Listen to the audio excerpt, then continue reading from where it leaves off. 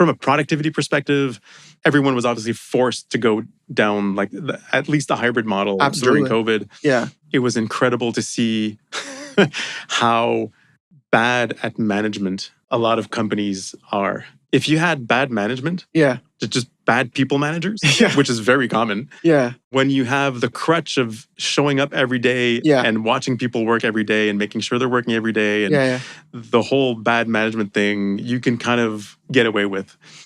All of a sudden, everyone's at home. Yeah. And if you have bad management, you are so done. The companies that were the quickest to mandate return to office were struggling to manage remote workers, right? And I think it was just a side effect of bad management very often. Okay. Hello. How's it going? Pretty good. So welcome. I'm David. I'm the marketing manager at Vacation Tracker. And today we're in the studio having a conversation about Vacation Tracker, HR, everything that goes along with it. And I'm joined today by Martin, who is, well, why don't you explain to us who you are? I feel like that's a better way to get this going. Yeah. So Martin Gourdeau, brand new CEO of Vacation Tracker. It's been about 3 months. So still pretty new in the role, but long enough to kind of understand what's going on with the company and the business and the product.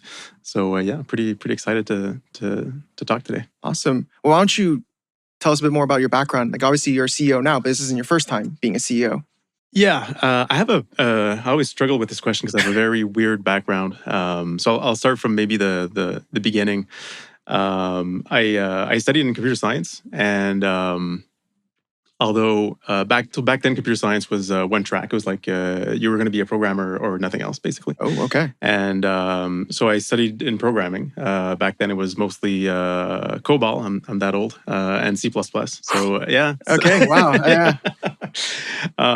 And funny enough, as a side story, all the people that finished from our class that went into COBOL made the most money because it was like big bangs. Go figure. Yeah, exactly. But I didn't want to do that, so I went into actually started my career in consulting. Weirdly enough, in a very niche market of like supercomputing and these like very specialized high performance computers. Interesting. I was geeking out pretty hard back then, and I just found it was super cool to have to work on these like big complex systems. Yeah. And then I did 8 years in video games at Electronic Arts. When they opened the studio in Montreal. That was my first, I think, exposure to the world of managing product, and I found that absolutely fascinating. Interesting. It's and you know what an introduction it was because video games is like it's product management on steroids, kind of. Yeah, I've heard. In the way that you basically gamble a whole lot of time and people and money on a title, and then you launch it, and that was the industry back then. Anyways, I think it changed quite a bit now with everything online. But when I was in the industry, it was like printing discs and selling DVDs basically, and what you ship is that's the product. It's never going to change, or almost not at all. So I just found it fascinating to like place these big bets and see how the market reacts, and kind of like a little bit the gambling aspect of it. Interesting. So I think that's where I got the first interest in managing product and launching product. Yeah. After that, I worked in mobile apps when that kind of took off. There's a big wave of everyone wanted a mobile app at a company called Inventive, and then another company that was doing in-flight applications. Okay. So in planes, so mobile and in-seat systems, doing applications and video games.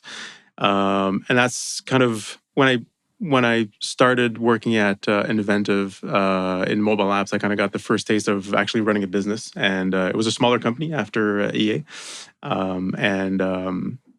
Just started liking the aspect of like managing teams and people and performance and managing budgets and talking directly to clients. And that was my first kind of exposure there. And then, like I said, in flight after that. And then I was supposed to move to California. I had my visa and everything.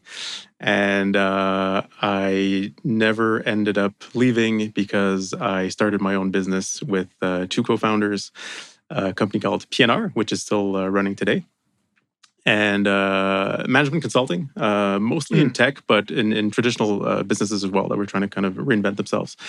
But strategic planning and M&A and just working with boards and business owners basically to help them grow their business. And after that, I left that and actually took some time off. I had a newborn and eventually ended up working with one of my clients at PNR, which was WorkLeap. Mm. So I was brought on at WorkLeap as president and general manager. So we did this big kind of restructuring and kept growing the business. So it's probably around 225-ish people when I got there. Okay. It was already pretty big. Just unifying product strategy, and we did a bunch of acquisitions and raised a bunch of money, and grew the business quite a bit in the 4 years that I was there. And left that in the fall of it was fall of 24, I believe. Took another bit of time off, and started at Vacation Tracker, like I said, 3 months ago. Yeah. That's my history in a nutshell. Correct me if I'm wrong, but there's always like an underlying of like tech in there, feels like, right? Whether it was EA or InFlight or PNR. There's an underlying of tech for sure. And every time, there's two things I noticed. Every time I stepped away from managing a product, I missed it. Yeah. So PNR was one of those moments. It was my own business, so I was very passionate about it. Yeah.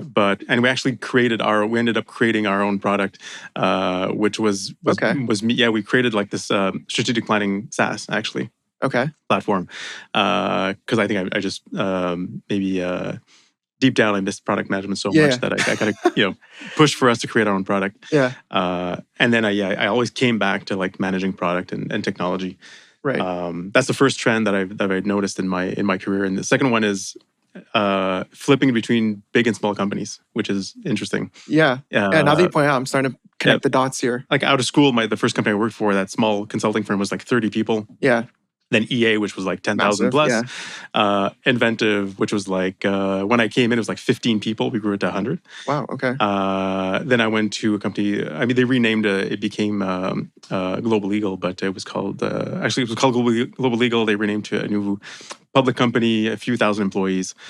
And then PNR, start from scratch, like 0 employees. Yeah. And then WorkLeap, we scaled that to like 450. Yeah. And now Vacation Tracker. We're about 23, 24, 22 maybe? Low 20s, I would say. It kind of fluctuates. Yeah. So there's definitely a pattern of like big and small. And I think exchanging, ways of working between those two types of companies. Yeah. Yeah. I think this is a good way to segue maybe to how you came to Vacation Tracker. And specifically, I would want to know, or I think people want to know, like, why not just create your own product at that point, right? Like, why do you feel, if you're so passionate about product management, this and that? It's a good question. Yeah, it's a good question. I think, like, one thing you find out working in product is that product is really, really hard. Yes.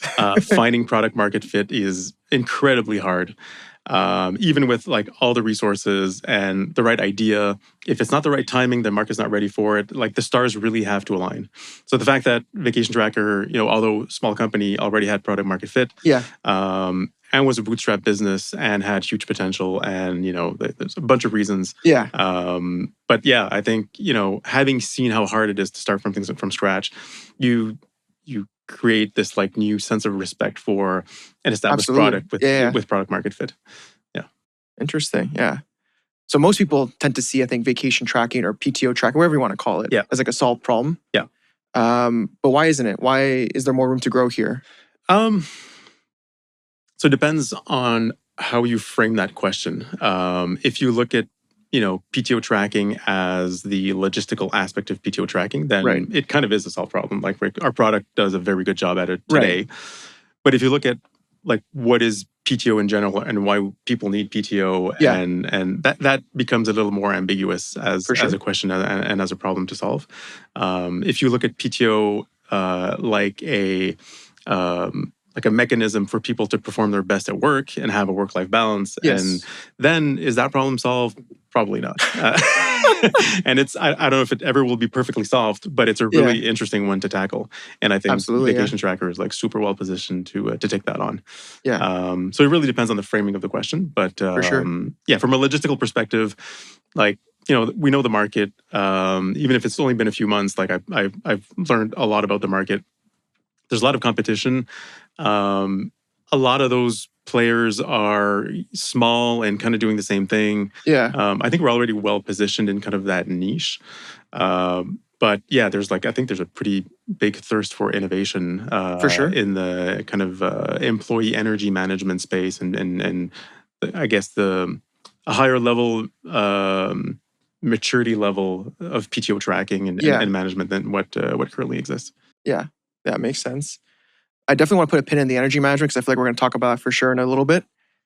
So keep that top of mind. Yeah. But maybe this is a good, which especially with your background working at Workleap, where do you think the HR tech space is right now, and where is it going? Especially with AI. Yeah. I mean, all the changes in the world. Without getting too specific, Yeah. Yeah. there's a lot going on. So There's definitely a lot going on, and I feel we're specifically for HR tech. There's these moments in time where it's like you have this, chessboard where a big shakeup happens and all the yes, pieces like fly up in the air, yeah, and everyone's kind of waiting to see where they're going to fall. yeah, And this is one of those moments, basically. I think we had a bit of an event like that early COVID, right, which was kind of scary at first from a business perspective. But then it became really, really good for HR tech. A lot of yeah, companies had to kind absolutely, of react quickly absolutely, and understand like what kind of tools they're going to use to enable like remote work and hybrid work, and yeah, so it was really good for the industry. But for a moment in time, it was kind of scary where absolutely, yeah, those pieces were in the air and everyone was kind of looking like, where's everything going to land? So I think we're kind of reliving that. I think it's a bit more serious this time with the okay, new technological advancements. The expectations are changing very fast. absolutely, yeah, And I think HR tech specifically had been a little bit coasting, I think, in terms of like innovation in the last, I want to say like 1 or 2 years, okay, maybe 2, 3 years. There was a big, change to hybrid work and all the new yes, tools, and so that was a big shakeup, and a bunch of innovation came there. And then things stabilized, and people get used to things, and things are calm. And yeah, I think there was a period where things got a little bit too complacent, I guess, in the okay, industry. So now, with AI and LLMs and all these yeah, new tech tools and new ways of working, I think it's shaking things up quite a bit. Expectations are rising, and you see like some pretty big players kind of scrambling and trying to react to yeah, those changes. So it's I think we're living one of those changes where you know everyone's looking at kind of where things are going to land. But yeah, that creates opportunity, especially for small companies like us, I think. yeah. So I think market segments are going to change, categories are going to change, players are going to change. So it's a super interesting time Yeah. to be in the space. Yeah, I feel like from my perspective, I noticed that when COVID was happening, pandemic, there's a lot of shift of like you're saying like logistics and Yeah, organization. Like how do you keep yeah, the culture alive? right. And now with this wave of AI, it's like productivity. Like what tool we're going to implement that's going to bring back some kind of productivity kind of gain or some kind of Yeah, incremental change. yeah. And I I mean, feel like I'm seeing that perspective shift. yeah, for sure. Productivity expectations are exploding, Yeah, and it's funny because I don't think a lot of people understandably grasp the technological potential of the tools yeah, because it's so complicated and complex. But what they know is they use them themselves, and what the output that I have now could be like, I don't know, 30-40% higher than what it was 2 years ago. So yeah, that people know. yeah, So that just indirectly and directly means that expectations are rising, and it's putting a lot of pressure on people, yeah, especially kind of in the knowledge worker space, I think. yeah, But very, very interesting. yeah. Let's dive into the energy because I feel like this ties into like some of the other questions I have. Yep. I feel like it's a good point. So we're working right now, or you're working because you're leading the charge on that, on this kind of energy scoring Yeah. kind of model. Maybe explain what that is, because like Yeah. energy sounds very like broad term. It's a pretty broad term. Yeah. So when we say energy in this context, it's really the energy level of people, right? People Yeah. and teams. So that's what we're focusing on. I think we're like very well positioned to tackle that opportunity. My interpretation of the opportunity is, and this is coming a lot from past experiences where I saw I got kind of deep in the engagement space, for example. I think there's a couple of things going on. First, I think the HR community in that kind of knowledge worker space, I think they're ready for what's next after engagement, Okay. especially for small business. So I think engagement is Okay. very relevant still for medium and large business Okay. because you have a blind spot and it could act as insurance. So if you can look at your entire company of, let's say, 1,000 employees and have like heat maps of, what's going well, what's not Yeah. going Yeah. well. You hear it through, the levels of management, but you kind of want that insurance. For small companies, let's say 50 people, Okay. like there was this pressure, especially during COVID, people went remote and you lost kind of the touch with people, Yes. right? So Yeah. there was this, I think, a bit of a justified but knee-jerk reaction to like just bring in engagement platforms because we need Yeah. to measure like how people are doing, how people are feeling. Are they Yeah. doing their best at work? And we felt a little disconnected during that time. So engagement got like very popular, and I think the pendulum is kind of coming back. And I was actually talking to a prospect a few weeks ago, small shop, about 50 people, and the guy, the owner, casually mentioned that they just churned from their engagement platform, but because he's like, the numbers are good, my people are engaged, but I see them every day. I know they're engaged. So what Yeah. value does this have? Why am I paying for this kind of thing? Absolutely. So like I said, I think the market's kind of ready for what's next, especially for like that small tranche of SMBs. So there's that. And then there's the fact that with what we just said, this kind of pressure to deliver more from Yes. knowledge workers and many other types of workers, honestly. It's not just knowledge work. There's like this like industrial kind of pressure to do more with less, right? And Yeah. it's a continuous thing, but at certain points in time, in certain like technological revolutions, it kind of bumps up very dramatically, Mhm. and that pressure becomes kind of overwhelming. So I think there's an opportunity in the market to help people manage their team's energy, basically, help stabilize throughout a work year. Like when people take time off, make sure the time off is optimal for the team, and do the bridge of, is that optimal for the business as well as the person, to have that kind of Right. dual visibility. So there's not really anyone doing that right now. So I thought it was an interesting problem to tackle, and I think we're kind of uniquely positioned to tackle that problem.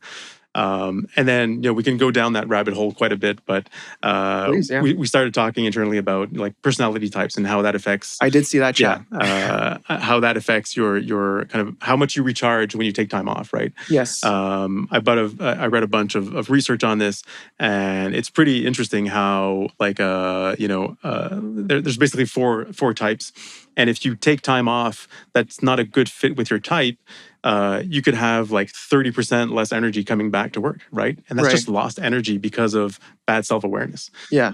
So again, it's just an example of like the kind of innovation in the space that I think we could bring, that's been lacking in the industry, to be honest.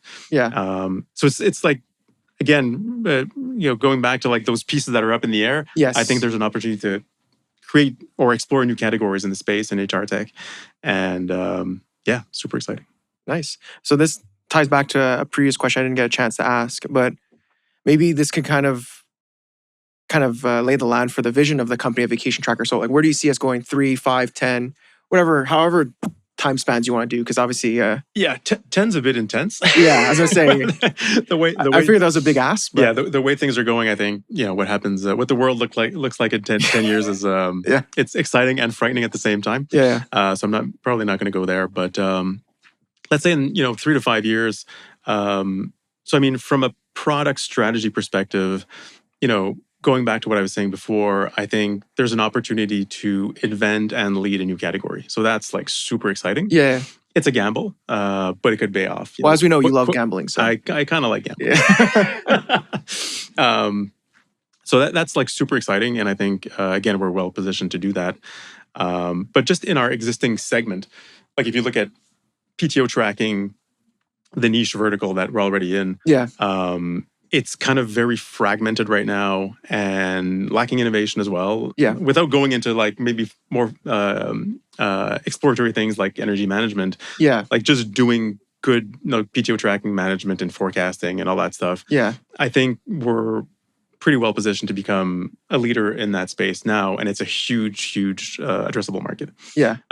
So in terms of like the future vision of the business, I think we need to dominate that space, which Yeah. we're kind of already on track to do, which is good. Yeah. And then the kind of the high risk, high reward aspect is more the exploratory stuff and Yeah. creating this new vertical or new segment. And that's kind of high level product strategy. Internally, for the business, what's really exciting with, all these new developments and productivity, and because of course we put that same pressure that our clients are living, Right. we put that on ourselves as well. So, Yeah. I mean, I think it's quite reasonable that we could, with the 20 odd people that we have today, we could probably like easily 2x the business, maybe 3x the business. Okay. So like it's not a headcount thing anymore. I think it's a process, efficiency and internal Okay. efficiency and maximizing like the leverage of those tools to grow the Yeah. business. Like we'll hire if we need to. I'm Yeah. pretty confident that like in SaaS, a very standard metric is revenue per head count. Yes. And that those numbers are exploding like in the last Absolutely. year or two. So if you apply that to our business, like that's why I'm saying I think we could easily double in size Yeah. our revenue in our client base and not add a single person, which is pretty interesting. Yeah. So I think we're going to stay like small, kind of tight knit Yeah. company. Great culture, but still, swing for the fences. So that's also pretty exciting. Yeah, I see a lot of like CEOs on LinkedIn almost wear that as a badge of honor. Like they'll put like the revenue per head count and be like, oh, we're only like this many, like we're 5 employees and we're making this per employee. I'm like, it's interesting. I don't know. I mean, there's some extreme examples out there, and like you said, I think there's a lot of boasting going on. Absolutely. Some of those are probably unsustainable. I also think they're massaging the numbers quite a bit. Like that too. Yeah. I think there's some pretty extreme numbers. Like when you go into, there's some exceptions. I think some businesses can sustain that those ratios. But when you approach like $1 million, per head count kind of level, I think it's either a temporary moment in time where that can be true. Anyways. So then, as part of this vision, and then again, correct me if I'm wrong or if it's just too soon to tell, there's no plans to turn to like a full HR suite kind of product or... You mean like an HRIS? Or... Yeah, like in a traditional sense. Obviously, like energy is going to be its own separate thing, let's say. But like we're not trying to have like a time tracker, what's it called? Employee engagement tool, an onboarding tool, offboarding tool. I mean, it's a good question. My interpretation, like I said before, is I think everything's being shaken up quite a bit. Yeah, absolutely. And there's even companies that were, let's say, in performance management that got into kind of launching their own HRIS that are pulling back now. Yeah. I think a lot of companies are realizing that the market's changing really, really fast. Absolutely. So it's hard to answer that question because, again, I think my read on things is there will be new segments. So I want to be one of those new segments. I don't want to say, well, let's go into traditional HRIS. Yeah. It's a flooded market. It's basically a race to the bottom. Like you have a bunch of people charging as little as possible for the same service, and it's a horrible business to be in. Yeah. I'd rather try to invent a segment and try to be one of the first leaders in that segment. Yeah. And just provide this new value to our customers that didn't exist before. Okay. Yeah. How do you maintain that competitive advantage? Because let's look at what we do right now, PTO or leave management, whatever you want to call it. I feel like every other day you see a new tool that does that come up, whether it's as an add-on or as the sole thing that they do. Yeah. And right now they're not a concern because they're so tiny and they're trying to find their product market fit. But obviously, like they can potentially grow, they can take away, they can race to the bottom with pricing. Yeah. How do you defend what you have already in a sense? Yeah, interesting question. I think the two, I guess, competitive threats that we have is either big players that have PTO tracking as kind of a necessary feature, as part of a massive feature matrix. Yeah. And chances are they don't do, 20% of our functionality. We're very kind of specialized in what we do. So I'm not too worried about them. They were always there. They're always going to be there, and that's fine. Like they cater to a market where they do kind of feature comparisons, and it's most likely bigger companies. Their target market. The smaller players. What I'm seeing up to now, and it's only been a few months that I've diving very deep into this, but what I'm seeing up to now is it's either like VC or fund-backed startups that are Okay. most likely running at a loss, Okay. that most likely are struggling from a financial perspective. Yeah, I can imagine. So the race to the bottom is not a wise choice in that scenario. Yeah. So I mean, I think they're going to do their time, and it's highly competitive, and Yeah. you know, what happens. Or players that have been there for a while, like 5+ years, for example, Yeah. that are, you know, credible competitors to us, and that's Yeah. fine. I think competition is always healthy, and it validates the market. Those are, to me, those are like the only serious like competition out there, Right. because of the kind of that subcategory. They most likely have some financial success. They're viable, Right. and then it'll depend how much they can invest in innovation and how much they're willing to risk, right? Right. It always comes down to that. Yeah. Our situation is quite particular. Like the business was born from a service business, bootstrapped, Yeah. like no external investors, no debt. So it's a very specific, you know, scenario for a business. Yeah. It's quite rare in B2B SaaS. So I think, again, from a financial perspective, we're very well positioned Yeah. to risk more, innovate more, try new things, try different things, Yeah. and just take more risks. And traditionally, like it's a numbers game. If you take more risks, eventually one will hit off, and you know, success will happen. So Yeah. I hope so. yeah, that's the idea. You make it sound so easy. Yeah, just take a few risks. Another question I kind of just thought of right now as well, just based on your background. Do you foresee any plays of sort of acquisitions for us? Like really, these really guys just kind of eliminate them from the market, or even just to, I can't imagine they have any good tech that we would want to integrate, but it's more just consolidating. No, I think, yeah, it'd be more market consolidation. Yeah. I would say unlikely, but Okay. never say never. I mean, Makes it's sense. not impossible. I think a scenario which could make sense is more kind of almost like an acqui-hire kind of scenario Okay. where, you know, a startup in our space is just not doing very well. They have an interesting client base. They have good people. Yeah. You know, if we wouldn't go outbound and approach them, but if they approached us, Interesting. it's happened. You know, in other industries, it's a known phenomenon. Huh. These companies can, like, if they have, especially that kind of company persona that has external investors, right? Right. Those external investors would want to save some, Right. like the most amount of pennies on the dollar of their investment, Yeah. and want to sell it basically. So they go out and proactively try to market it to competitors and potential acquirers. So that would be a scenario, and in that scenario we would probably have like the means to do it. Right. But again, like you said, you know, it'd be buying a book of business at that point, and Okay. and an acqui-hire for talent. Okay. So not impossible, but unlikely. So it's more opportunistic. Like Yeah. if they approach you Yeah, and for like sure. the numbers make sense, then Yeah. you would do it. Yeah. Okay. Yeah. I think Lab had the same question or answer. Sorry, when I asked them that. That's a good thing. Yeah. I don't know if you'd be comfortable sharing what, like more how we're using it, or if that's something we want to keep under wraps. Like how do we tie into it? Like how does PTO tie into like the algorithm, like how are you calculating it? Yeah. So right now the algorithm is quite basic. Like if you look at the data points that we have in the product, it's everything you Yeah. can imagine, right? Related directly to PTO. Yes. We have a bit more information, like regular work hours, stuff like that. Okay. So we basically built like a pretty basic algorithm to predict energy levels, Right. based on historical patterns and your profile with the data we have, Yeah. basically. Right now we released it to, I think it's 10 or 20% of the customer base Okay. that actually see the feature, that Okay. have started using it. And we have interesting analytics and data, regarding to that.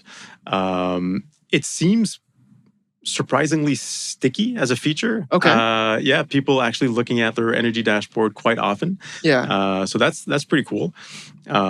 And we also let the ability, and that's also how we build the algorithm, is we let people correct their energy level. So Okay. if we are, right now it's a 100 scale, 100 Right. point scale basically. So if, for example, we're saying, you have a 78 energy level for X, Y, Z reasons. Yeah. You can say, well, I'm actually feeling quite energized. I'm at 85, and Yeah. we'll use that feedback to tweak the algorithm basically. Yeah. The more data we have, the better it's going to get, and that's kind of it's a kind of a self-fulfilling. So that's one aspect of it. The other aspect of it is the recommendation engine. So Right. based on these trends and on these forecasts, and based on other people in your team that are taking time off, we can recommend smart kind of periods to take time off. Yeah. So maybe we could show like a screenshot, as part of this podcast. But basically, what it'll do is, let's say I'm at 72 energy points now. It'll predict that in 3 or 4 weeks I'll be at 65. You're getting into the kind of that yellow zone. If it sees like a long weekend that's coming up, it'll maybe prescribe take an extra day off to have 4 consecutive days. No one else on your team is taking time off during that period. You'll get, I don't know, 12 energy points back. It's the most efficient way for you and the business to manage your energy, basically, which is pretty interesting. Yeah. So that's basically, the functionalities of the MVP now. Yeah. But like I said before, with these, recharge personality types, we're going to be adding a bit more complexity. Yeah. But I think a lot more effectiveness to the algorithm when you start doing these recommendations based on who you're actually talking to. Right. So yeah, it'll be very interesting. Again, it's creating something new that no one really is tackling right now. Yeah. So it's very exploratory, but good traction up to now. Good feedback up to now from the customers that have been using it. So yeah, pretty fun. I think this is a good question for like up and coming entrepreneurs or SaaS founders who are just starting out. Like, how do you, like, for a new segment like this, how do you go to market with this? Like, how do you price and package it? How do you, like, when you have the initial steps, which is obviously use your client base, but then after that, like, what are the next steps? Like, how you decide ultimately what this is worth, and how you sell it? Yeah, there's a lot of questions in there. Yeah, sorry, going off on a tangent. But so, I mean, what's interesting is it's creating a segment that's right beside where we're at now. So it caters directly to our existing customer base, which is great. Yeah. So you have people already using a product that they love, that we're getting good feedback on. Yeah. And then you add this thing that's related to what we do. So it's kind of a cheat code, right? Like you're going to market with an existing customer base and measuring value like in very, very short iterative cycles. Yeah. Talking to customers, like releasing something new, talking to customers again, and iterating on that idea. And then measuring value in terms of like product usage. So obviously there's product metrics, and I look at those metrics like every day, but also talking to customers. Okay.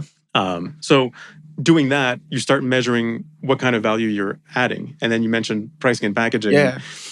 That becomes a bit more complex, right? Because the customers have a certain view of the product they're using. They attach a price point to it, and that becomes kind of a value anchor, right? In terms of ratio, I get this much value for providing X much money. Yeah. And now you're adding this new type of value. And what I look for, and what I've heard a few times in client calls, is like this energy thing changes the fundamental perception I have of your product. Yeah. And that's exactly what I'm looking for. Because that opens up like the whole pricing and packaging thing, and how we're going to structure this moving forward. It's way like very, very preliminary, obviously, up to now. But those are the signs that you look for to eventually either create like some kind of energy package, in terms of pricing and packaging that would make sense, or leave it baked into one of your existing packages, but charge a bit more for it, right? Okay. So it's very iterative, and you have to kind of do this discovery as you move forward. But very fun process. So basically, it all comes through the process of talking to clients and kind of using that as indicators whether or not it makes sense to do. Yeah, it's understanding their pain points. What's hard in product management, and I think it always has been, it's bringing value to customers that they don't know they want. It's the famous Henry Ford quote, right? So how do you build the car when they're asking for the faster horse, right? And it applies to this directly. So if you go on with the vast majority of our clients, you hop on a call today and ask them about the product, they're going to stay in the PTO lane and the logistic aspect of managing PTO. Now, what we've done here is we've just pushed this out to like X number of users, and then started getting feedback from those users. Yeah. And then you start getting like those aha moments. And that's because they hadn't imagined it, and it's normal. It's not their job. Yeah. Right. They're a customer. Right, it's our job to think of these new things and provide this new value to them. So and that's like the process that's like super fun about product management that, again, I discovered in my EA days in video games. In terms of product development, I feel like I'm going to really drill down on this because I'm just really interested in it. Do you find is it like a cycle? Like right now we're exploring this idea. Let's say it does work out with energy, right? Is the idea, okay, now we have this and we keep building this, and then after maybe 2 years, that's when we try to do something else, or is it based on the market and the timing? Like, how do you determine Yeah. when? Well, that's for sure. Like it changes. It always changes. Yeah, Nothing yeah. is static, right? Like Absolutely, it's yeah. product market fit is not a static thing. Yeah. It's an ever evolving thing. If you stay static, you're going to lose it. Like Right. guaranteed. It's just a matter of time. So it's reading. It's talking to customers, reading the market today. Look at what competitors are doing, understanding what's going on in the market, and you take all these things and try to create your roadmap, basically. Right. And it's like we're back to gambling, but it is a gamble.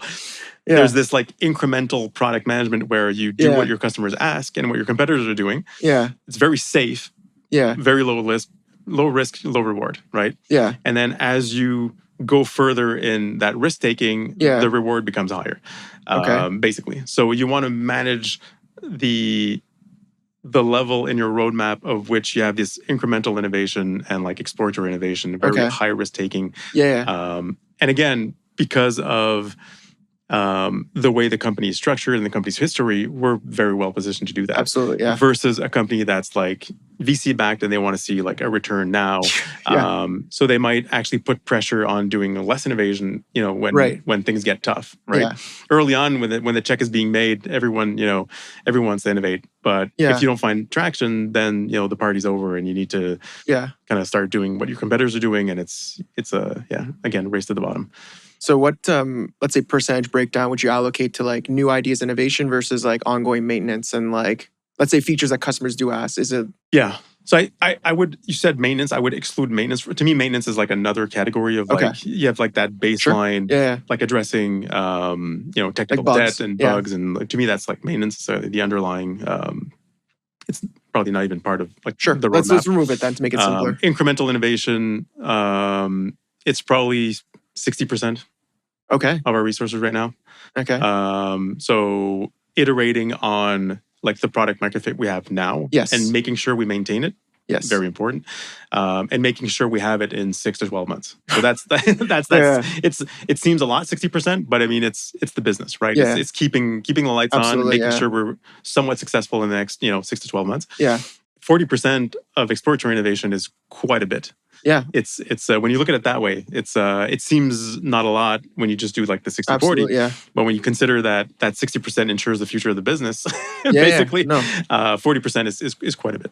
Yeah. I honestly would have guessed 80-20 was my guess, like 80 iteration, 20 innovation. It's probably, that ratio is probably the standard ratio for most companies. Okay. But I think, we're well positioned to kind of take more risks and especially I think it's tied back to what I was saying about the industry before.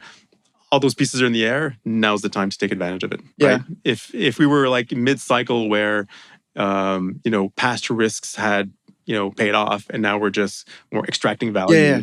That 80-20 would make more sense. Gotcha. With the time of the market, what's going on in the market now, I think we could, crank it up a bit. Okay. I want to lean into now this kind of aspect of remote work because I feel like we're a pretty unique company and how we're distributed, and the time zones and everything like that, and maybe how you manage this product, how you manage a team that's so widespread and keeps being widespread. I feel like every new member we add is in a different country at this point. It is quite particular. And for anyone listening that's wondering, we have about 22 people, I think, in 7 or 8 countries, something like that. Yeah. Give or take. So small team, very, very spread out. All of which are North America and Europe, I believe. Unless, like one of our devs is on vacation somewhere. I know Petar goes surfing in like Bali or something like that. Yeah. Actually, there's South America. True. Yeah, South America, North America, and Europe. So split time zones, very particular way of working. To be honest, I was a little bit worried coming into it. This is news to me. So. Yeah. I come from a business where, it was like all of North America people, but maximum 3-hour time zone difference. Okay. Was Workly remote or was it hybrid? What was the it was, and to the information I have, I think it's still the same model. 100% remote. Really? Okay. 100% remote, but in a different way, meaning that there's a very nice office in Montreal and people can come in whenever they want. Yeah. So it's a great model. It's a model that we put in place kind of early on when I came on board. And for anyone that doesn't live near the office, that's why we had put in place these 2 yearly gatherings. So two gatherings Gotcha. that are mandatory in the office every year. Okay. Similar to what we do here, but twice a year, basically. Okay. So we go we went to Rhodes this year to do our offsite. Yeah. At Workleap, we were doing it in the office. But in the day-to-day, there's zero expectations of anyone coming into the office. Okay. So not exactly fully remote, because some people, like I was going in the office once every 2 weeks-ish. Oh, really? Okay. Yeah. And there was on average, I don't know, 30, 40, 50 people there every day. So on 450-ish. So it was kind of this weird, it was remote first, but you could come into the office every day if you wanted to. Yeah. But it worked. It's a good setup. Yeah. So walking into Vacation Tracker, there is no office. No. And there's people in 8 countries. Yeah. With a 6-hour, 7-hour, time zone difference. Yeah. So I was a little bit worried, but it actually works out pretty well. With this, this setup of, obviously the tools are very important. Yes. Tools are super, super important. But even as a time zone management situation, I'm, so are you, but you're East Coast time. Yes. We woke up in the morning and the people in Europe have done half their day already. Yeah. So mornings are very focused, for me anyways, focused on collaboration, yes, meetings, calls. Absolutely. And then the afternoon is focus work. Yeah. Because we're only 4 or 5 people in our time zone, right? Yeah, give or take. So and it's not like I'm talking to those people every day anyways. Yeah, exactly. So it actually works out pretty well. And I guess for the people in Europe, it's the other way around. Yeah. Morning is focus work, and afternoon is meetings and real time collaboration, basically. So it's an interesting setup. Yeah. How do you feel about this type of culture where it's remote first? And some days, obviously, in my case, I have no meetings with anyone, so it's complete isolation. Yes. How do you tackle those challenges, and how do companies work towards that, especially as you grow larger, right? Because right now it's, I think, manageable as a 20-something. It's very manageable. Yeah. And people are very close-knit, tight, and we do absolutely. all hands every week, and it's a very, very tight culture, which is great.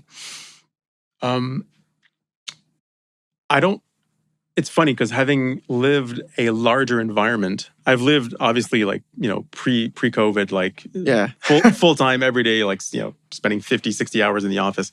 Yeah. There's something special about that to be honest, I kind of miss. As do I. Yeah.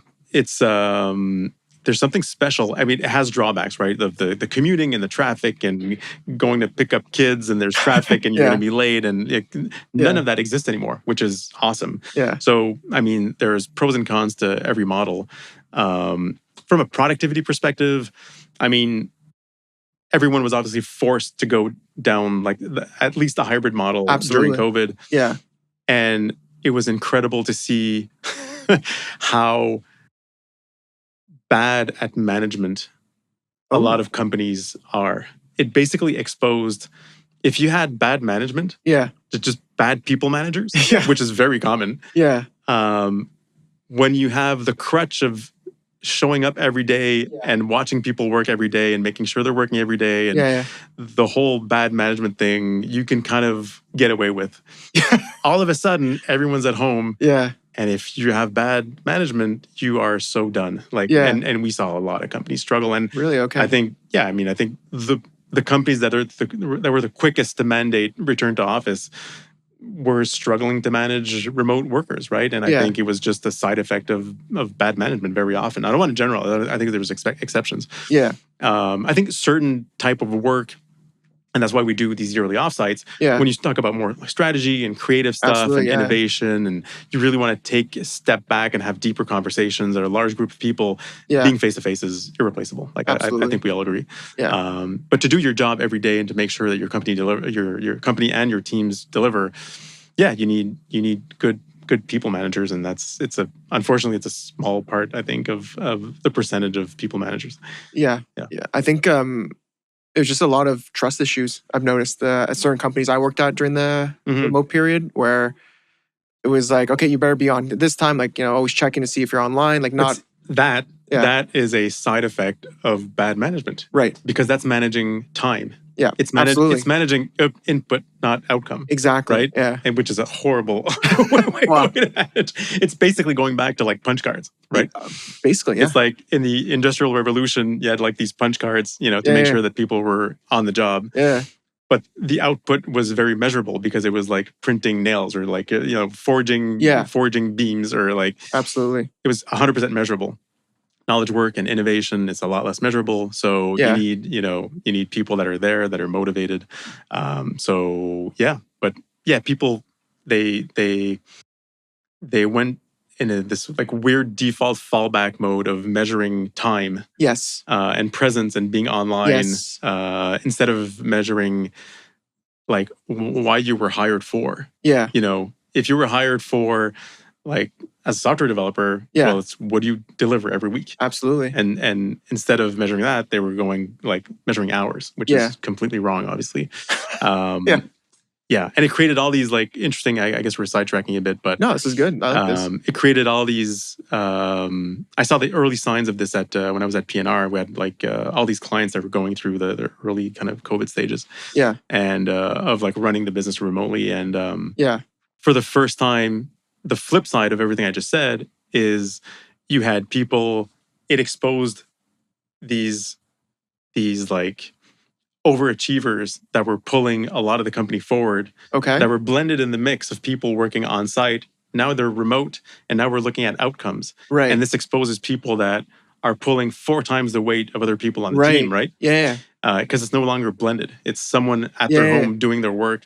And sometimes that person was working less now because they had a better work-life balance. Absolutely, and they were pulling 4x their weight all of a sudden. So it also exposed those people. So it's a very interesting phenomenon that we lived through.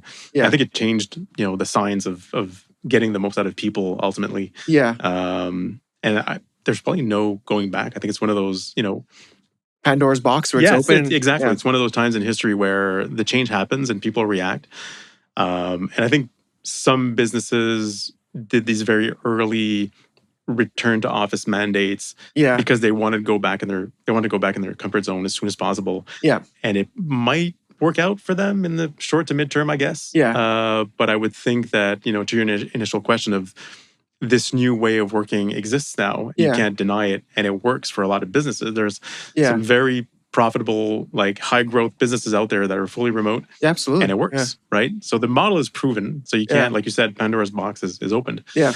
And again, you're going back to all those pieces in the air. That's one of those things, right? Yeah. And you can't go back, and it creates all this opportunity for creating like the new work environment is going to be mostly the tools that you use, right? Yeah. And your software environment becomes like 60-70% of the feeling with your where you work, basically. Yeah. So that's super interesting, and we're part of that, right? Yeah, of course. We're a small part of it, but we're still a part of it. Well, we're growing. Which is exactly, which is super interesting. Yeah, I feel like I'm ping-ponging, but I'm going to take it back now to PTO, because it just reminded me of a good question. And I don't know, again, if you feel comfortable sharing this, but where do you see the future of PTO going forward? Like, we've tried unlimited paid time off. Yeah. We've tried all these different models, and some work, some don't. Obviously, it's a case-by-case basis. Yeah. Is there a next logical step? Is it just more to have more paid time off? Is it to have... No, I think it's more intelligence. Okay. So maybe dive into that. Yeah, it's a good point. Like the last innovation that the industry saw was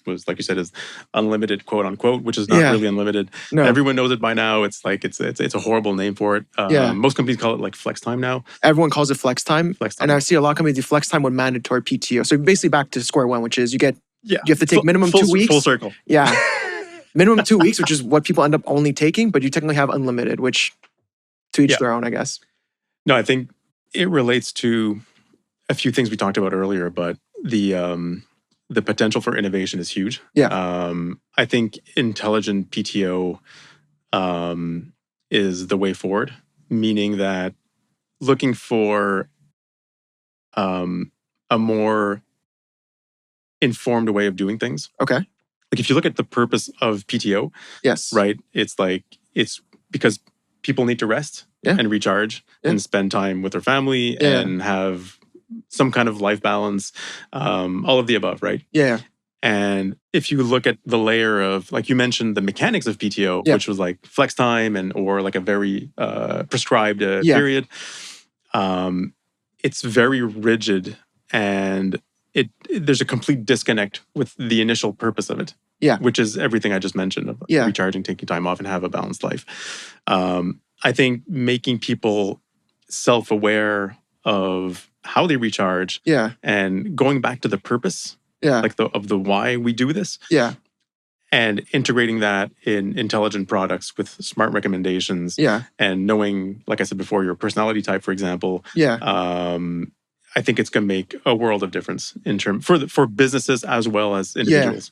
I think I guess that's going to come down to the individual. My concern with something like that is like, I know a lot of people like they can have the data in front of them, like self-awareness, like, no, I should be taking time off, but they don't do it, right? Because there's ironically, I have the chance of working with like some very, very high performance in my career, and they're the worst for that.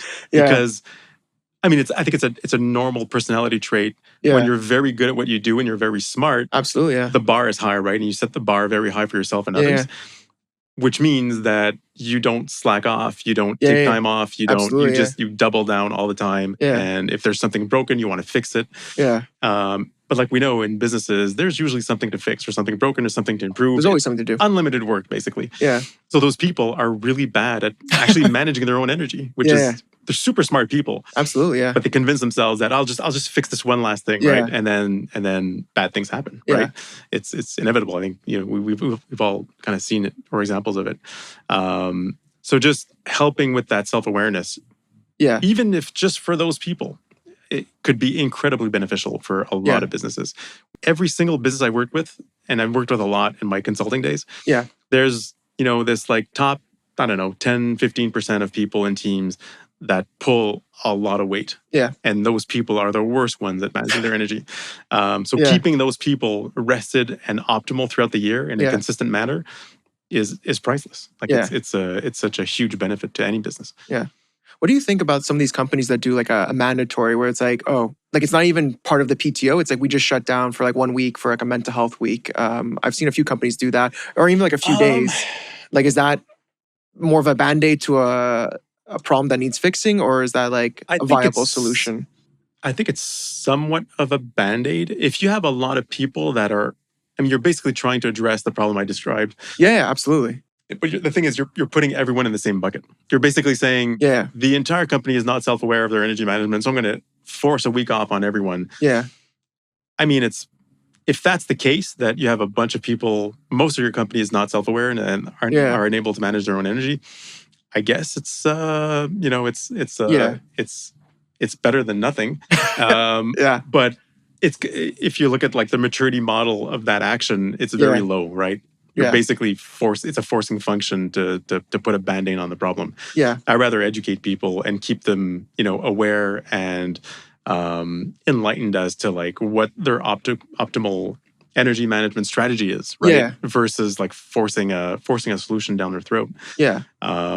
The good thing is, like those high performers and overachievers, they're smart people, analytical people. You present the data and they will react to it and act on it.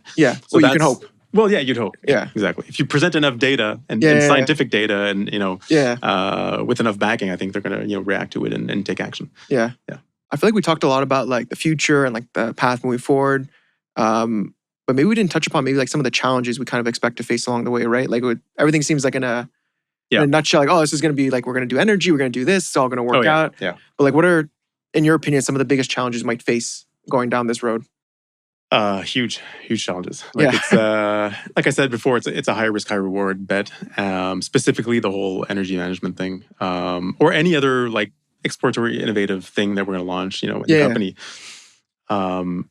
I still think there's a huge opportunity to create a segment, or be a very early player in a segment in the next few years. So we're going to make those bets, but those bets come with risk and, of course, and challenges. And I mean, the challenges are, it's the flip side of what we talked about, right? Is either not proving value, or I always say like the worst possible feedback you can get from a customer is numbness, like meh, basically. I hate it for X, Y, Z reason, and then you could adapt. But the worst case scenario is launching something that people are they kind of see the value, but it's not clear. They wouldn't really pay more for it. Right. It's there, so they kind of use it. Like that mid kind of level feedback in product, that's the absolute worst that you want to see. I'd rather see like hate with a passion. Right. Yeah, fair. Yeah. than just like numbness, basically. So that's one of the challenges is the whole like the product market fit of that whatever category that we're trying to create. Very, very hard to do. It's a high stakes, game. And but we're willing to play with that 40%, like I talked about. And who knows, like that percentage, can change very dynamically, right? Yeah. If we see traction, the 40 can become 60. So that's super cool. But yeah, I mean, challenges. I think that's external, and I think product strategy is always hard from that perspective. Internally, I think we have a great team, a lot of very dedicated people that believe in the mission and the business. I think reaching those efficiency metrics that we talked about, though, that's going to be a challenge. Like I mentioned, that we could easily double our AR with the existing team. That I'm 90% sure. Okay. Above and beyond that, though, that's going to be interesting. I really want to keep the team as small as possible for as long as possible. So from an operational perspective, I think there's going to be some challenges there to run like I don't know, like 10, 15, 20 million AR business with a very small team. Others have done it. I'm sure we could do it too, but I'm sure there's going to be operational challenges down the line. So Nice. I don't know if there's anything you want to cover or anything that's top of your mind you want to mention. Is there anything you want to add? I mean, not really. You kind of answered my questions as we went along. I hope I was interjecting some interesting commentary. Yeah, super interesting. Going back to the idea of like future of work and like how people work. Not super related to PTO, but like also the 4-day work week was like a big thing, right? For a long time. Yeah. Like I kind of forgot about that. Yeah. It came to me as we were talking. Like I should mention that, but it's not super related. It's officially categorized as a fad now. Yeah. So it's like, is that ever like, is the standard, do you ever think the standard work week, let's say the Monday to Friday, I know the hours kind of change, but like. I think the only way that happens, 4-day or 3-day or whatever, any significant reduction in work week is going to come from like these revolutionary AI advancements. Okay. There's just no other way. Because as long as that doesn't happen, we're always going to drive for more. Like it's human nature to always drive for more. Absolutely. That's why I think the only way that changes is if there's something that's invented that is just better than us in everything. And then like society will change basically. Yeah. You have like, that's the whole narrative of like all these tech leaders that are saying that eventually like AI will make money irrelevant, right? Because it'll break capitalism basically. Okay. I mean, this is far-fetched. But it's not that far, like conceptually it's not that far-fetched. But the only way that can happen is that technical revolution. So as long as that doesn't happen, I think businesses are going to keep driving for like, if you look at the narrative of like this maybe somewhat unhealthy competition of like AR per head count in the SaaS business. Yes. We've been hearing more of it in the last 6 months than 2-3 years ago. Absolutely. Right? Yeah. Because technical advancements allowed us to push that level higher. Yeah. So instead of working less, we're just asking the same people to output much, much more. Yeah. And that's human nature. Like I think that's never going to change. It's kind of the opposite. The new fad, I don't know if it's going to be a fad, but in the Valley, it's 996, right? And if you've heard of this. No, I haven't. Please maybe explain so whoever else It's 9 to 9, 6 days a week. Interesting. Okay. Yeah. So it's like the opposite direction. Yeah. So people in these like AI companies and tech firms it's the opposite. Like they're working more because the pressure to deliver is so much higher. Yeah. And the stakes on the table are so high that people are just like working super, super hard to grab the opportunity, right? Right. So it's kind of the opposite that's going on until, what I said before, I think happens, which is there's some entity that we create that's better at everything than us. Yeah. And that just changes society as a whole at that point. Yeah. Yeah. I think those people right now, like at least my perspective, AI is very much...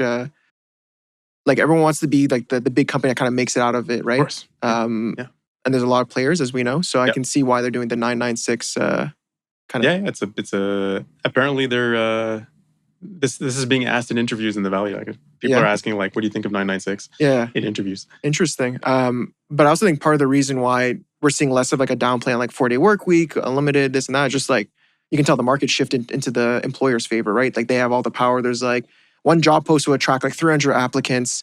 Yeah. People want jobs. So like there's not, I feel like in the past they use that as a tool for recruitment. It's like, oh, we have a 4-day work week or we do this. Yeah, there was And now we don't really need to do that, right? Like, yeah, there was a period like right after COVID, I think. Yeah. Like 21, Yes. 22-ish. Yeah.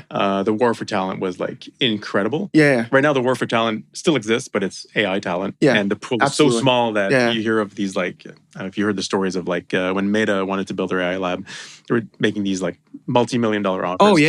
AI It was researchers. a big meme So it's- trend. Yeah. Yeah, exactly. So Yeah. it's happening in a very, very niche market. Yeah. But the rest of the market kind of stabilized. I think it's quite balanced in terms of like employer employee. No, I have a friend who got laid off recently. And he would argue Oh, yeah? differently. Yeah. I mean Yeah. depends on what you do. I think some job categories, Yeah. they took a hit with the Yeah. new tools for sure. But tech in general, I don't think there's like a talent overflow, right? It kind of depends. Again, like it's all depending on the industry and depending on like the geography. But Oh, like, for sure. Yeah. but like I know the biggest ones right now is for sure like entry level jobs are being like kind of wiped out, right? Like people are expected to have higher level skills, Yes. and then also like some other jobs are just consolidating, right? You don't need Right. 5 people to do this. Now you can do this with like 1 or 2 with the help of an AI tool. So that Yeah. kind of, but then again, that creates, like you said, new opportunities to become experts in AI tools and then use that Yeah. as a new vertical. Jobs will change and jobs will Yeah. be created. And But we're in like, in my opinion, we're in this like transition period where like we're kind of figuring that out. there's Yeah. like let's be honest, there's always collateral damage to transition periods. Yeah, And, absolutely. yeah, Yeah. 100%. But well, I want to thank you for joining me today, Martin. Thank you, David. This was fun. Great talk, Yeah. I hope we can keep doing more of this. Yeah, it'd be cool to do it Different, regularly. Yeah. Yeah, and I think different Topics. people, different topics, different people. Yeah. I mean, you and Lav like both live here, so it'd be cool to have both of you maybe tete-a-tete kind of Yeah, talking. that'd be cool. And my pitch for this to Annika was like maybe once a quarter, once every 6 months, we kind of have like a kind of like this, like a State of the Union where you just Yeah. discuss what's going on, and we use that In the for- market and with the company. Yeah. Nice. Cool.